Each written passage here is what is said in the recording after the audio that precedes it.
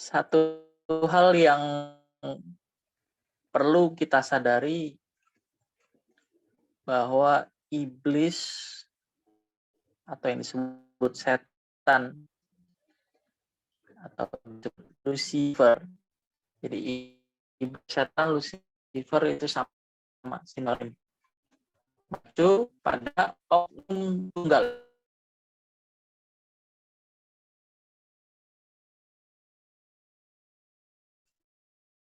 Penghulunya, pemimpinnya. Kalah oleh apa? Kalah oleh darah Tuhan. Kemenangan.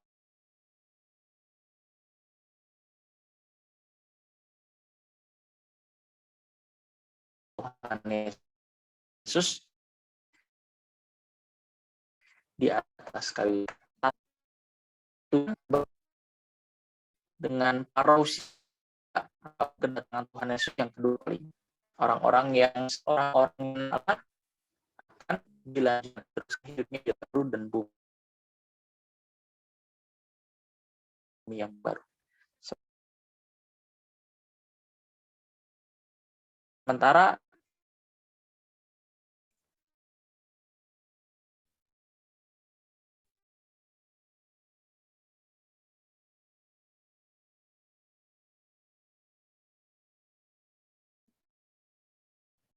Pak.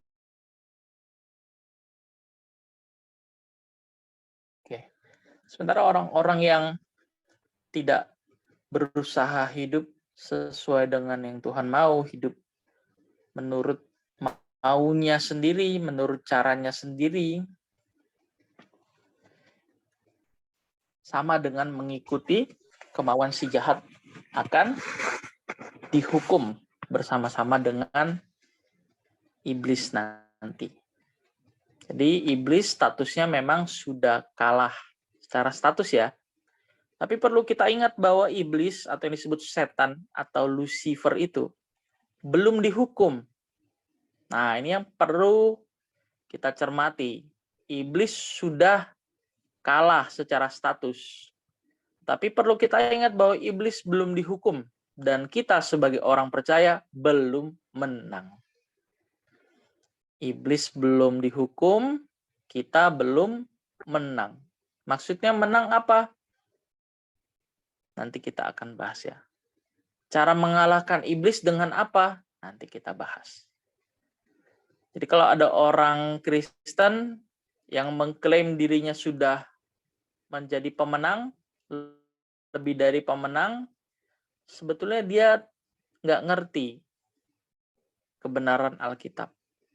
Orang belum bertanding kok sudah menang. Menang atas apa? Ya kita sudah menang karena kita percaya Tuhan Yesus. Di dalam Tuhan Yesus ada kemenangan. Ya betul, Tuhan Yesus memang sudah membuktikan iblis bersalah. Tuhan Yesus loh, bukan kita loh. Kita yang belum. Kita masih belum menang. Iblis itu masih bermanuver.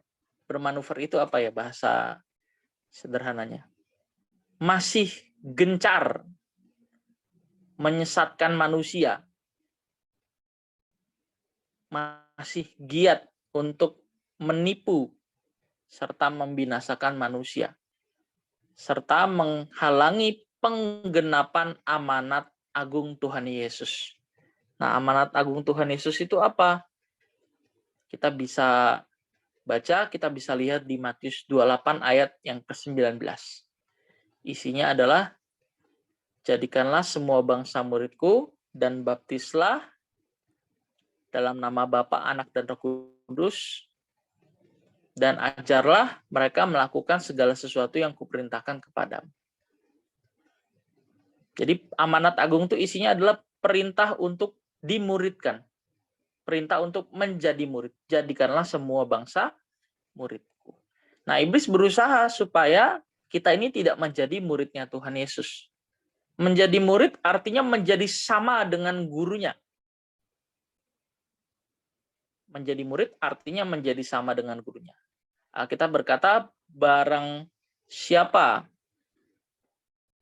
murid diajar oleh gurunya dengan mengikuti apa yang gurunya ajarkan dan mengikuti dengan baik, mempraktekkan dengan baik, maka sejatinya, sesungguhnya ia sama dengan gurunya. Jadi menjadi murid artinya menjadi sama dengan guru. Dalam hal ini guru kita Tuhan Yesus. Nah, zaman dulu, zaman Tuhan Yesus itu belum ada sekolah seperti kita hari ini. Jadi kalau murid mau belajar Alkitab, mau belajar firman, harus cari guru dulu. Nah, biasanya para murid itu rebutan guru hebat. Berusaha mencari guru hebat. Dan kemanapun guru itu pergi, siang malam, pagi, sore, murid itu ada di sana. Jadi kalau Tuhan Yesus pergi ke Danau Galilea, murid ikut. Tuhan Yesus pergi ke Getsemani, murid ikut. Karena di mana guru ada, di situ murid ada. Beda dengan hari ini ya. Kalau sekarang kan konteksnya sekolah formal. Kalau dulu, kalau murid diajar Tuhan Yesus, ikut Tuhan Yesus kemanapun Tuhan Yesus pergi. Makanya kenapa murid-murid itu bisa seberani itu, bisa se-ekstrim itu. Padahal mereka itu orang-orang golongan biasa. Nelayan rata-rata. Betul ya? Nelayan itu bukan orang yang bukan profesi yang tinggi begitu, bukan profesi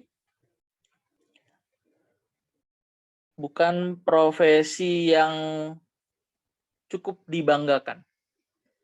Dan rata-rata murid Tuhan Yesus itu nelayan. Nah, kalau ditanya kenapa iblis menghalangi penggenapan amanat agung? Jelas supaya memperlambat hari penghukuman iblis. Kenapa iblis menghalangi penggenapan amanat agung, yaitu jadikanlah semua bangsa murid? Jelas supaya hari penghukuman bagi si iblis itu diperlambat. Nah, jadi cepat atau lambatnya kedatangan Tuhan yang kedua kali itu ditentukan oleh genapnya jumlah orang-orang yang telah mencapai kesempurnaan dan membuktikan bahwa iblis bersalah. Jadi orang percaya punya peran untuk mempercepat kedatangan Tuhan. Dengan cara apa? Dengan cara orang-orang pilihan. Kita ini kan orang-orang pilihan. Roma 8 ayat 29. Kita yang dipilihnya ditargetkan untuk menjadi serupa dengan gambaran anaknya. Kita ini orang-orang pilihan. Kita dipilih supaya kita bisa mencapai kesempurnaan sama seperti yang telah diperagakan atau dipraktekkan Tuhan Yesus. Orang yang nggak percaya Tuhan Yesus tidak bisa disempurnakan. Pertama, orang itu harus dipilih Tuhan. Berarti ada yang dipilih, ada yang nggak dipilih. Nah, ini mesti hati-hati nih untuk mengerti hal ini.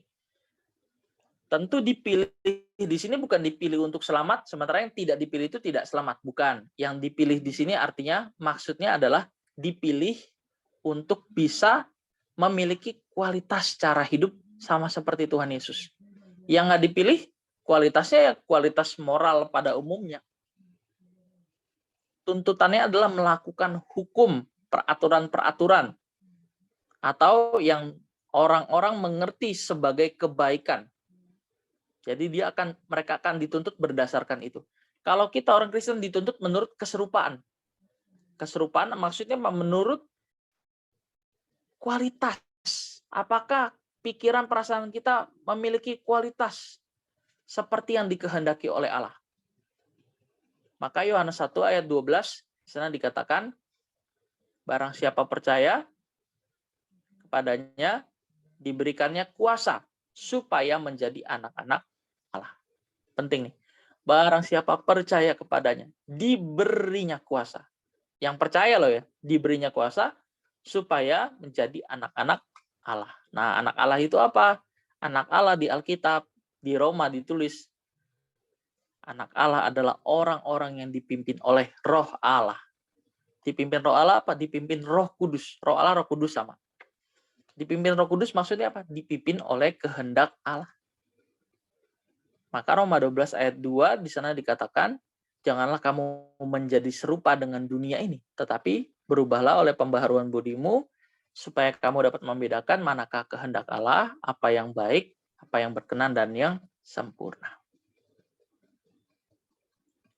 Kita sebagai orang percaya punya peran untuk mempercepat kedatangan Tuhan. Nah, tadi di awal sempat disinggung ya, dengan apa iblis dikalahkan? Sebetulnya tadi juga sudah dijawab ya. Kita buka dulu Wahyu 12 ayat 11. Salah satu bisa bantu baca. Wahyu 12 ayat 11. Kalau nggak gini deh. Ya, silakan. Dan mereka mengalahkan dia oleh darah anak domba dan oleh perkataan kesaksian mereka, karena mereka tidak mengasihi nyawa mereka sampai ke dalam maut. Ya, dan mereka mengalahkan dia, iblis, dengan darah anak domba. Darah anak domba itu kemenangan Tuhan Yesus di atas kayu salib. Dan yang kedua, perkataan kesaksian orang-orang yang tidak menyayangkan nyawa mereka. Maksudnya apa? Perkataan kesaksian orang-orang yang tidak menyayangkan nyawanya. Kata nyawa dalam teks aslinya suke. Suke itu artinya jiwa. Di dalam jiwa terdapat pikiran, perasaan, dan keinginan. Jadi orang-orang yang tidak menyayangkan keinginannya. Orang-orang yang menyangkal keinginannya. Maka bukan tanpa sebab Tuhan Yesus berkata, jikalau kamu ingin menjadi muridku, jikalau kamu ingin mengikut aku, sangkal diri, pikul salib, lalu datang kembali, ikutlah aku. Jadi iblis dikalahkan satu oleh darah Tuhan Yesus, pengorbanan Tuhan Yesus di atas kayu salib.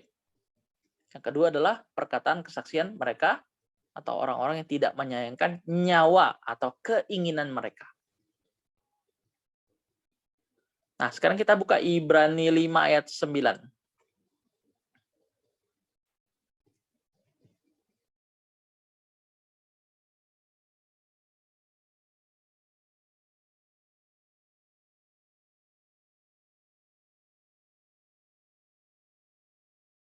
Ibrani berapa, Pak? Maaf. Ibrani 5 ayat 9.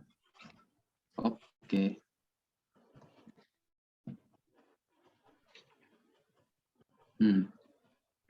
Tetapi, hai saudara-saudaraku yang kekasih, sekalipun kami berkata demikian tentang kamu Itu salah deh yakin kayaknya ayatnya. bahwa Ibrani 5 ayat 9. Yang kamu baca bukan itu. Saya Ibrani 5 ayat 9, Pak. Itu versi lain ya, terjemahan lain ya. Versi biasa coba. Ibrani 5 ayat 9.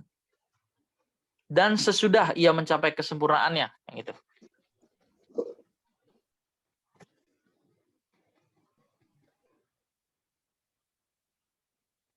Ya, kamu?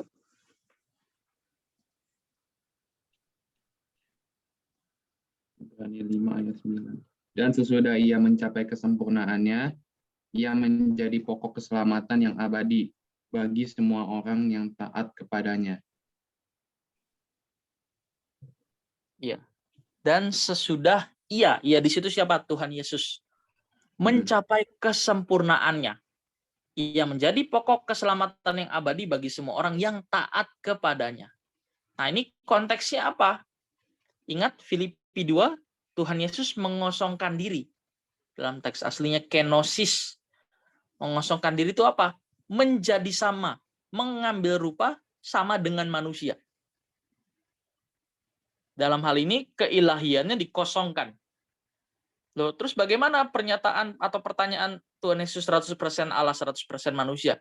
Tentu yang ada di dalam tubuh bernama Yesus itu adalah Roh Anak Tunggal Bapa. Roh Tuhan Yesus. Yang ada di dalam tubuh daging itu rohnya Tuhan Yesus. Nah, sementara 100% manusia apa? Karena Tuhan Yesus memang mengambil rupa sama dengan manusia. 100%. Sama dengan kita. bisa capek, bisa lelah, bisa merasa kelaparan, bisa merasa haus, sama dengan kita. Bisa suka sama lawan jenis, bisa sama seperti kita. Nah, dalam keadaannya sebagai manusia, Tuhan Yesus telah membuktikan ketaatannya. Tadi Ibrani 5 ayat 9 ya. Dan sesudah ia mencapai kesempurnaan. Berarti sebelumnya sudah mencapai kesempurnaan belum Tuhan Yesus? Belum. Tentu kesempurnaan di sini sempurna sebagai manusia ya. Sebagai Tuhan tentu Tuhan Yesus sudah sempurna. Tapi kan ini konteksnya inkarnasi. Atau Tuhan Yesus yang menjelma menjadi manusia. Tuhan Yesus betul-betul berjuang sama seperti manusia. Dan Tuhan Yesus menjadi manusia pertama. Manusia model yang dikehendaki oleh Bapa. Maka kiblat orang percaya, patokan orang percaya, cara hidup yang apa dan bagaimana yang disukai oleh Allah Bapa. Cara hidup seperti Tuhan Yesus. Ingat baik-baik ayatnya bunyinya, dan sesudah ia mencapai kesempurnaannya. Ia menjadi pokok keselamatan. Kata pokok keselamatan dalam teks aslinya aitios. Artinya penggubah. Jadi menjadi penggubah bagi semua orang yang taat kepadanya. Nah, menariknya Matius 5:48 juga mengatakan hal itu. Matius 5:48 bunyinya adalah haruslah kamu sempurna sama seperti Bapamu yang di surga adalah sempurna. Tentu sempurna di sini bukan sempurna menurut versi manusia ya, yang bisa menguasai berbagai macam bidang ilmu pengetahuan. Tentu bukan itu. Sempurna di sini teks aslinya teleios. Artinya mencapai tujuan. Berfungsi sesuai dengan fungsinya. Tepat sasaran. Jadi berfungsi sesuai dengan fungsinya. Manusia diciptakan untuk apa? Untuk menjadi rekan sekerja Allah. Jadi berfungsi sesuai dengan fungsinya, itu yang namanya sempurna.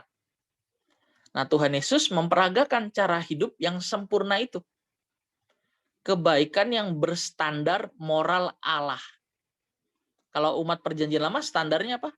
Hukum Taurat ya. Jangan membunuh, jangan mencuri, jangan berzina. Kalau orang Kristen nggak ada hukum. Hukumnya itu adalah Allah sendiri. Maksudnya gimana? Apa yang kita lakukan, segala sesuatu yang kita lakukan, tidak sesuai. Jika tidak sesuai dengan apa yang Allah kehendaki, itu dosa. Kata dosa dalam perjanjian baru banyak memakai kata hamartia.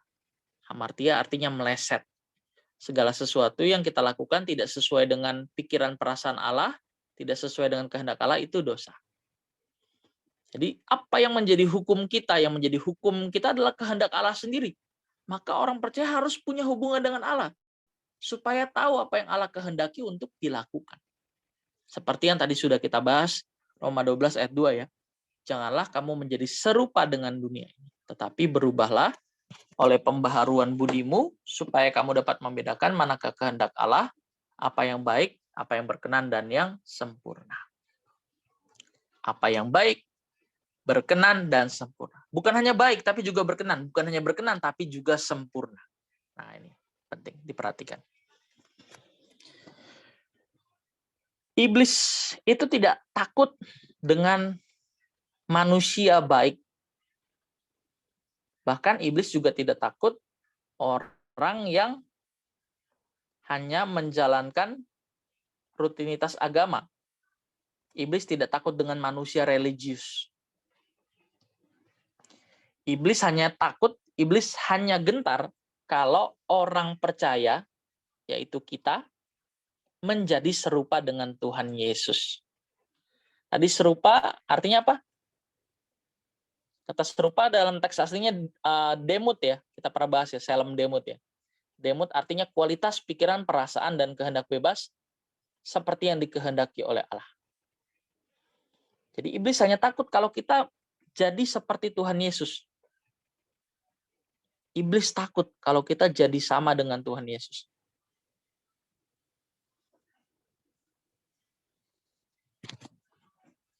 Oke, lanjut. Kalau seseorang sudah memperagakan kehidupan Tuhan Yesus, sudah mencapai keserupaan dengan Tuhan Yesus, baru bisa disebut sebagai kemenangan dalam perang melawan iblis. Kalau kita belum menjadi sama dengan Tuhan Yesus, apanya yang sama? Pikirannya, apanya yang sama? Perasaannya, apanya yang sama? Kehendak bebas, penggunaan kehendak bebas, keinginannya sama. Apa keinginan Tuhan Yesus? Yohanes 4 ayat 34. Makananku ialah melakukan kehendak Dia yang mengutus aku dan menyelesaikan pekerjaan. Kalau diterjemahkan sederhana, puasku, kesukaanku, kebahagiaanku adalah melakukan kehendak Bapa yang mengutus aku dan menyelesaikan pekerjaan.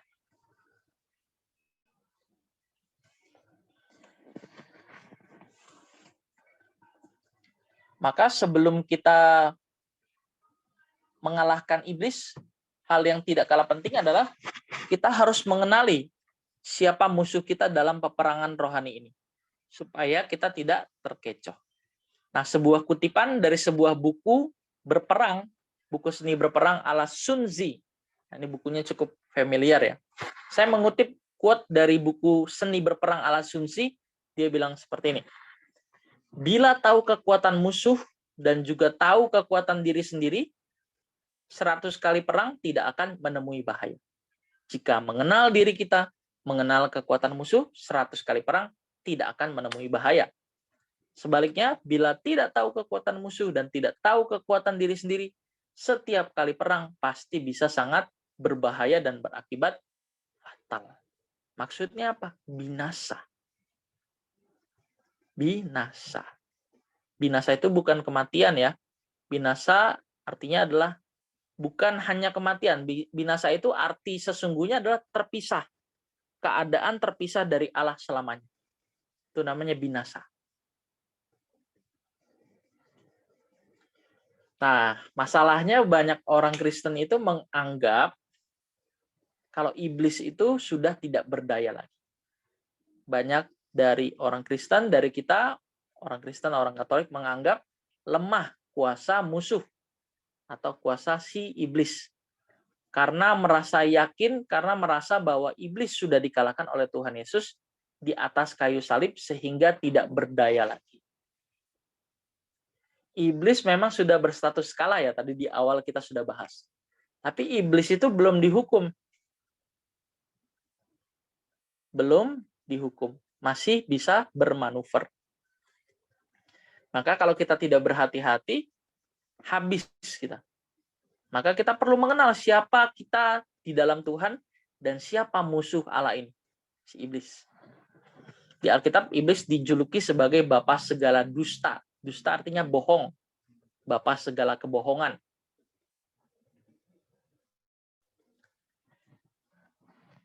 Jadi banyak yang merasa bahwa iblis sudah dikalahkan oleh Tuhan Yesus di atas kayu salib sehingga tidak berdaya lagi. Ini adalah sebuah kecerobohan yang menjadi awal dari kekalahan mereka atau kita yang punya keyakinan ini. Nah, sebetulnya ada kisah menarik ya tentang, teman-teman tahu nggak kisah tentang kuda Troya? Pernah nonton filmnya? Belum pernah, Oke, kalau tapi kayaknya tahu dah. pernah ya? Atau Pernah ingat-ingat dengar sedikit itu, lah. Oke, saya ya. ceritakan. Oke, gimana? Jadi itu tentara apa gitu? Tentara Yunani atau tentara apa ya? Tentara Yunani Betul, ini tentara Yunani. ngirim semacam apa ya, patung kuda yang di dalamnya tuh isinya tentara semua gitu.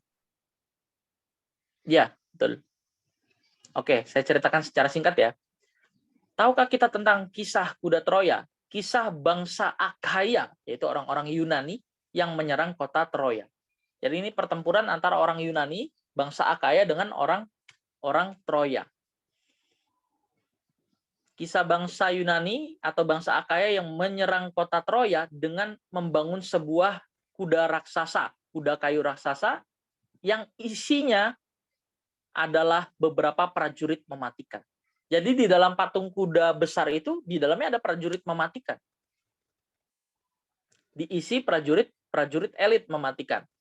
Nah, pasukan Yunani kemudian meninggalkan kuda itu, lalu pura-pura pergi meninggalkan kota Troya. Nah, pasukan Troya yang melihat pasukan Yunani mundur mengira bahwa mereka telah menyerah. Jadi mereka menganggap bahwa patung kuda tersebut adalah simbol atau bentuk kekalahan ya. Mengakui kekalahan dengan memberikan sebuah patung kuda ya. Kuda kayu raksasa. Jadi kuda kayu raksasa itu dikira sebagai pernyataan kekalahan dari bangsa Akaya, orang-orang Yunani. Nah, orang-orang Troya membawa kuda itu masuk ke dalam kota mereka dan merayakan kemenangan mereka. Mereka tidak tahu di dalam kuda itu ada pasukan-pasukan yang mematikan. Jadi kenapa kok si bangsa Akaya ini harus buat patung kuda ini? Kenapa bisa punya ide semacam ini? Karena benteng Troya itu susah ditembus. Susah ditembus. Akhirnya pakai cara ini. Ternyata berhasil. Jadi orang-orang Troya membawa kuda itu masuk ke kota mereka dan merayakan kemenangan. Malam harinya, prajurit yang bersembunyi dalam kuda tersebut keluar dan membuka pintu gerbang kota Troya. Sehingga pasukan Yunani yang bersiap-siap dari luar masuk dan menyerbu kota Troya. Nah, secara metaforis, istilah kuda Troya ini mengacu pada tipu daya yang membuat sasaran tipu daya mengundang musuh masuk ke tempat yang seharusnya terlindungi. Saya ulangi, secara metaforis istilah kuda Troya dari kisah Troya ini ya, kisah Troy, mengacu pada tipu daya yang membuat sasaran tipu daya mengundang musuh ke tempat yang seharusnya terlindungi.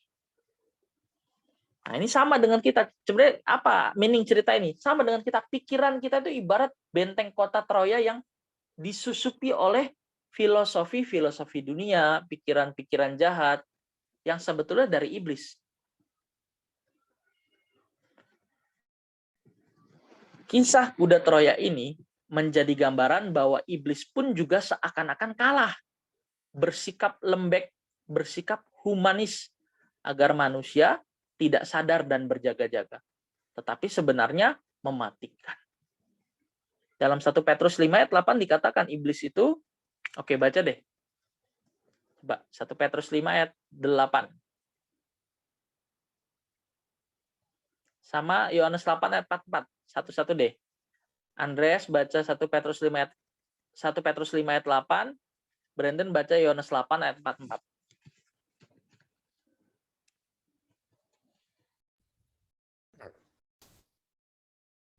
Betul ya, Pak? Ya, silakan kalau sudah nemu. Sadarlah dan berjaga-jagalah, lawanmu, si iblis, berjalan keliling, sama seperti singa yang mengaum-aum, dan mencari orang yang dapat ditelannya. Ya, perintah Alkitab di situ bunyi apa? Sadarlah dan berjaga-jagalah. Iblis sama seperti singa yang mengaum-ngaum, yang mencari mangsa yang dapat ditelan. Iblis sudah berstatus terhukum. Tapi perlu dicatat, iblis belum dihukum. Kenapa iblis nggak langsung Allah binasakan, Allah hukum? Nah, jadi iblis juga menjadi alatnya Tuhan untuk menyeleksi manusia. Kira-kira masih ada nggak nih manusia yang setia sama aku, kata Tuhan. Jadi iblis ini digunakan sebagai instrumen uji kelayakan. Ada nggak nih orang yang masih setia? Kan jangan meremehkan kuasa iblis ya. Iblis tuh cerdik, cerdas. Dia itu hidup sangat lama dibanding manusia pertama ada. Jadi kalau bicara soal ilmu pengetahuan, waduh, iblis itu sudah level yang sangat tinggi ya. Soal teknologi. Iblis itu makhluk cerdas. Dan iblis masih bermanuver. Dan kita belum menang. Ya. Jadi maka dalam Filipi 12 ayat 2, Alkitab mengatakan, kerjakanlah keselamatanmu dengan takut dan gentar. Loh, Kok maksudnya apa keselamatan dikerjakan? Gini, Tuhan Yesus itu kan sudah menang di atas kayu salib ya. Tuhan Yesus itu menyediakan fasilitas yang disebut anugerah. Isinya 1, penebusan. 2, Roh Kudus. 3, Injil. 4, penggarapan Tuhan lewat segala peristiwa hidup. Jadi lewat peristiwa, lewat masalah hidup, ada unsur didikan Tuhan di dalam. Tadi Yohanes 1 ayat 12. Kepada setiap orang yang menerimanya diberinya kuasa. Kuasa di sini dalam teks aslinya exousia, artinya hak istimewa, privilege. Orang yang percaya Tuhan Yesus punya privilege, hak istimewa. Apa itu? Fasilitas keselamatan. Nah, penebusan, Injil, penggarapan akan firman Tuhan dipakai untuk bisa mencapai kesempurnaan seperti yang Allah ingin kehendaki atas manusia. Matius 5 ayat 48 tadi ya, haruslah kamu sempurna sama seperti Bapamu yang di surga adalah sempurna. 1 Petrus 1 ayat 16, kuduslah kamu sebab aku kudus. Nah, ini target orang Kristen, orang percaya itu ini, menjadi sempurna, menjadi kudus, tidak bercacat, tidak bercela. Caranya gimana? Tuhan kasih fasilitas. Gini, logika sederhana gini. Kalau Tuhan nyuruh kita sempurna, tapi Tuhan nggak kasih fasilitas, jahat nggak Tuhan? Tuhan nyuruh kita sempurna, tapi kita nggak bisa sempurna. Jahat nggak? Jahat. Nah, faktanya apa? Tuhan kasih berinkarnasi. Menjelma menjadi manusia. Untuk memperagakan cara hidup yang dikehendaki oleh Bapa. Nah, dengan ini sebetulnya Tuhan Yesus bisa berkata, kamu harus sempurna. Kenapa? Karena aku sudah sediakan fasilitasnya. Sempurna artinya tadi apa? Mencapai tujuan, tepat sasaran. Berfungsi sesuai dengan fungsinya. Itu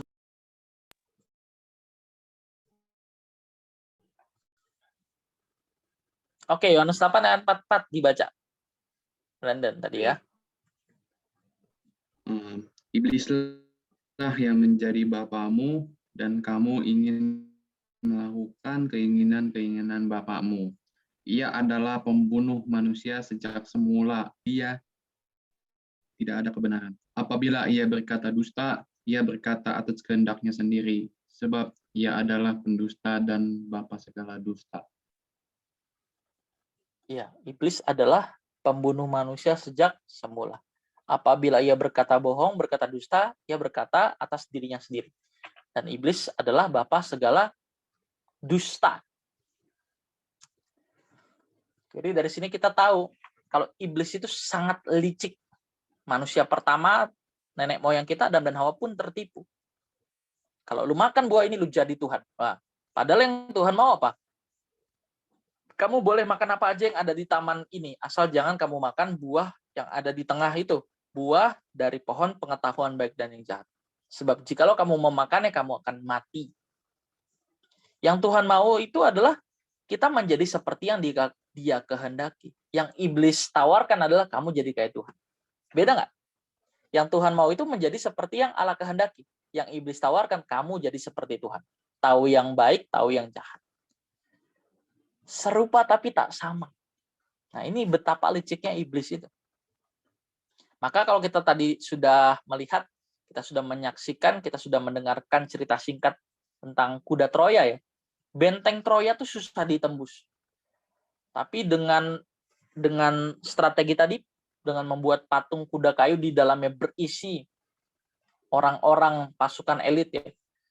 Terus orang Troya mengira itu adalah sebuah simbol kekalahan, lalu dibawa ke dalam kudanya, lalu mereka merayakan kemenangan, padahal mereka sedang membawa malapetaka. Sama halnya iblis. Iblis kalau kira-kira gini, kalau iblis nawarin ke manusia, sembah aku, mau nggak? Ada nggak manusia yang mau sembah dia? Kalau iblis mengatakan secara terang-terangan, sembah aku, ada nggak? Pasti enggak lah. Nggak ada. Yang iblis tawarkan apa? Kamu nikmati keindahan dunia. Materialis, seks, panseksualis. Lakukan apa yang kamu inginkan. Kejar apa yang kamu impikan, kejar apa yang kamu cita-citakan.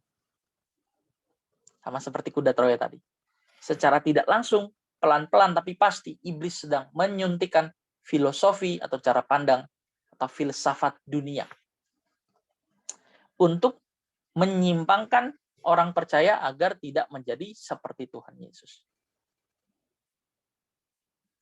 Jadi prinsip iblis itu adalah asal bukan Tuhan.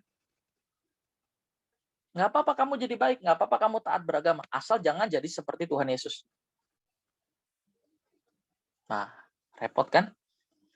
Maka tadi dikatakan kita harus kenal nih, siapa si iblis ini, musuh Allah. Jadi tujuan iblis itu jelas, agar manusia disesatkan pikirannya, agar binasa. Yohanes 10 ayat 10, di sana dikatakan pencuri hanya datang untuk mencuri, membunuh, dan membinasakan. Pencuri di sini iblis, tentu mencuri, membunuh, dan membinasakan jiwa. Jiwa, teks aslinya suke. Jiwa, di dalam jiwa itu ada pikiran, ada perasaan, ada kehendak. Jadi iblis mau membinasakan manusia dengan meracun pikiran, perasaan, dan kehendak. Menyuntikkan secara perlahan filosofi dunia. Filosofi yang bertentangan dengan kehendak Allah. Tujuannya sekali lagi jelas, supaya manusia pikirannya disesatkan dan binasa. Atau paling minimal tidak menjadi sempurna. Minimal. Kalau iblis nggak bisa membuat orang jadi jahat, nggak bisa buat orang jadi membabi buta ya, tidak ada kebaikan di dalam dirinya menjadi orang jahat. Paling tidak iblis minimal ya, minimal menyesatkan kita supaya kita tidak menjadi seperti Tuhan Yesus. Jadi baik aja, taatlah beragama. Tapi kamu jangan mengikuti, menghidupi, melakukan kebenaran Injil. Nah, ini bahaya di sini. Seakan-akan tadi iblis lembek ya. Iblis sudah kalah. Iblis bersikap humanis. Padahal sesungguhnya mematikan.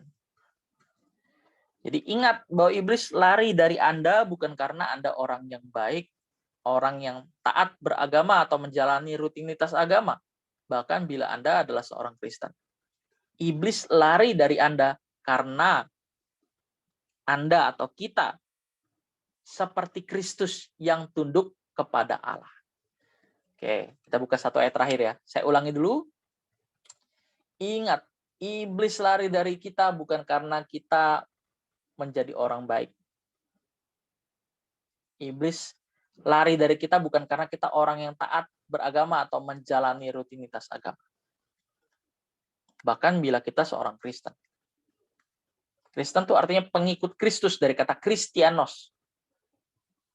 Artinya orang-orang yang dihubungkan dengan Kristus atau seperti Kristus. Iblis lari dari kita karena kita semakin seperti Kristus yang tunduk kepada Allah. Apa maksudnya tunduk kepada Allah? Tunduk pada Allah berarti menjaga, melindungi pikiran agar tidak dipengaruhi. Menjaga, melindungi pikiran agar tidak diperdaya atau dikuasai oleh iblis yang adalah musuh Allah. Jadi pikiran adalah medan perang pergumulan yang akan menentukan apakah seseorang dapat dikuasai oleh Tuhan atau setan. Kita buka ayat terakhir, Yakobus 4 ayat 7. Silakan.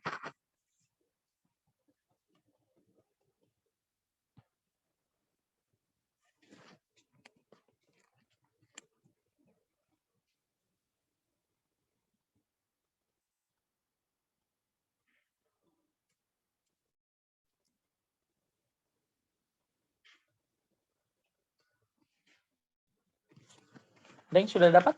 Yakobus 4 ayat 7.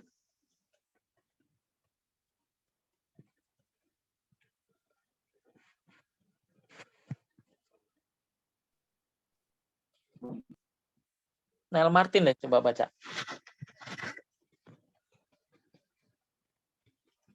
Neil Martin.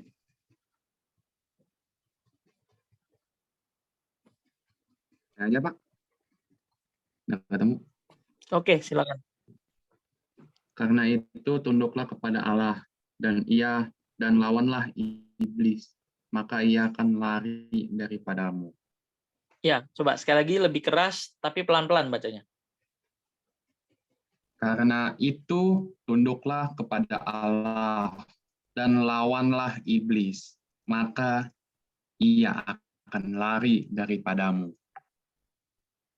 Ya, jadi apa syaratnya? Apa yang membuat iblis itu lari daripada kita? Jawabnya adalah tunduk pada Allah. Iblis akan lari daripada kita karena kita semakin seperti Kristus yang tunduk kepada Allah. Tunduk kepada Allah tadi artinya apa? Menjaga, melindungi pikiran agar tidak dipengaruhi, diperdaya, dan dikuasai oleh setan atau iblis. Kalau orang yang manifestasi kesurupan-kesurupan itu mah gampang diusir. Tapi kalau setan yang masuk ke dalam pikiran, menjadi pikiran kita, nah itu strategi iblis. Oke, kita cukupkan sampai di sini. Apakah ada pertanyaan?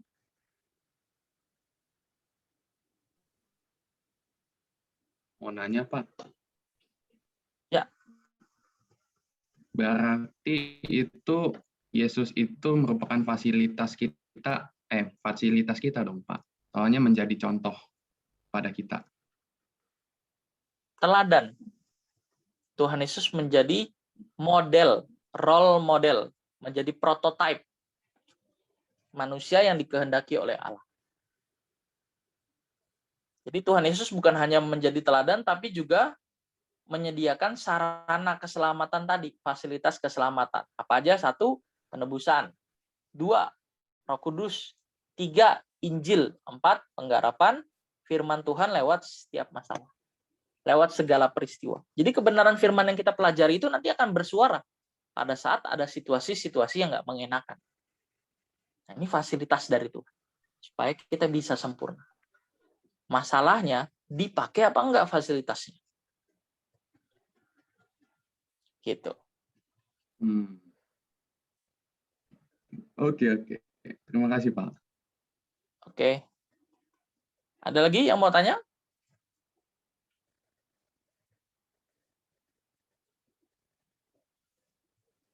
Kalau tidak ada, kita cukup ya. Kita tutup dalam doa.